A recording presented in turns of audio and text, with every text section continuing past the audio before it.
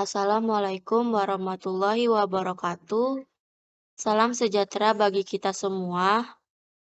Yang terhormat Ibu Yusnaini S. Akun MSI selaku dosen pengampu mata kuliah Metodologi Penelitian. Terima kasih atas kesempatan yang telah diberikan kepada saya. Izinkan saya perkenalkan diri saya terlebih dahulu. Nama saya Zahara Salma, NPM 20833046. Pada kesempatan kali ini, saya ingin mempresentasikan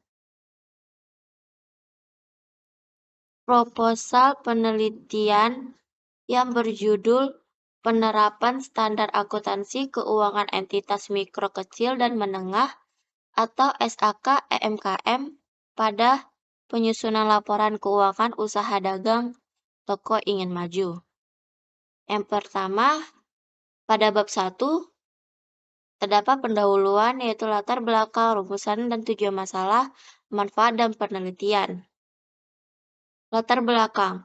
UMKM pastinya tidak terlepas dari aktivitas akuntansi yang sangat berguna untuk menunjukkan perkembangan atau kondisi keuangan pada UKM sehingga kelangsungan hidup UKM tersebut dapat terekam dan menjadi bahan untuk mengevaluasi kegiatan UKM.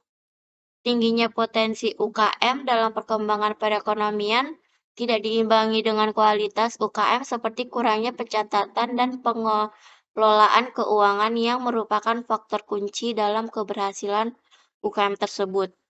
Menyadari situasi dan kondisi seperti ini, maka diperlukan inovasi dalam penyusunan laporan keuangan yang sesuai dengan standar akuntansi keuangan. Semua pihak sangat mengerti akan pentingnya laporan keuangan dalam usaha. Namun kebanyakan UKM pada Indonesia belum semuanya mempraktikkan akuntansi di pencatatan keuangannya.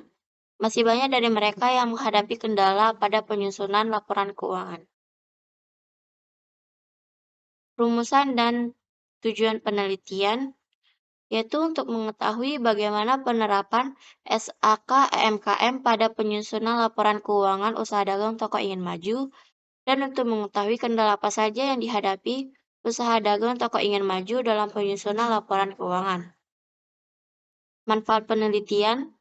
Penelitian ini diharapkan menambah pemahaman tentang penerapan SAK EMKM untuk UKM dan memberikan kontribusi yang bermanfaat bagi perusahaan dalam penyusunan laporan keuangan berdasarkan SAK EMKM yang diharapkan berdampak pada pengembangan usaha. Selanjutnya, pada bab 2, terdapat tinjauan pustaka yaitu landasan teori, penelitian terdahulu, kerangka pikir. Pada landasan teori yang pertama, akuntansi. Menurut LM Samril 2012, akuntansi merupakan salah satu sistem informasi keuangan. Proses akuntansi meliputi kegiatan mengidentifikasi, mencatat, dan menafsirkan, mengomunikasikan peristiwa ekonomi dari sebuah organisasi kepada pemakai informalnya. Yang kedua, standar akuntansi keuangan. Mekanisme pembentukan standar akuntansi haruslah diatur sedemikian rupa sehingga dapat memberikan kepuasan bagi semua pihak yang berkepentingan terhadap laporan keuangan. Standar akuntansi akan secara terus-menerus berubah dan berkembang seiring dengan perkembangan zaman, dunia usaha, dan kemajuan teknologi. Karisma 2016. Yang ketiga, standar akuntansi keuangan entitas mikro kecil dan menengah atau SAK EMKM. Menurut IAI dalam SAK EMKM tahun 2016, entitas mikro kecil dan menengah atau EMKM merupakan entitas tanpa akuntabilitas publik yang signifikan, yang memenuhi definisi serta kriteria usaha mikro, kecil, dan menengah sebagai mana diatur dalam peraturan perundang-undangan yang berlaku di Indonesia, setidak-tidaknya selama 2 tahun berturut-turut. Yang keempat ada usaha kecil menengah. UKM adalah jenis usaha yang jumlahnya masih banyak di Indonesia, Tetapi saat ini batasan mengenai kriteria usaha kecil masih beragam. Pengertian mengenai UKM juga masih relatif, sehingga adanya pembatasan diperlukan untuk menimbulkan definisi-definisi dari berbagai segi.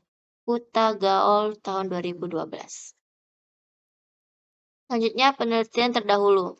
Viola Sukrina E. Janrolf tahun 2018, hasil penelitiannya menunjukkan persepsi pelaku usaha mikro kecil dan menengah tidak berpengaruh signifikan terhadap penggunaan SAK EMKM. Olivia Uno, Linje Kalangi Rudije Pusung tahun 2019. Hasil penelitiannya menunjukkan bahwa pencatatan di rumah Karawang masih sangat sederhana, hanya meliputi pencatatan atas penjualan produk. Widya Setiawati Baik tahun 2020, hasil penelitiannya menunjukkan bahwa laporan keuangan UMKM UD Sari Bunga menyajikan posisi keuangan bulanan Oktober 2019 menunjukkan total aset 230.007.000 laba rugi sebesar 350.000. Selanjutnya kerangka pikir. Usaha dagang toko ingin maju belum menerapkan laporan keuangan berdasarkan SAK EMKM. Pengetahuan tentang akuntansi masih sangat terbatas sehingga laporan yang dibuat masih menggunakan manual dan sederhana. Kendala yang dimiliki usaha dagang toko ingin maju adalah pengetahuan yang dimiliki masih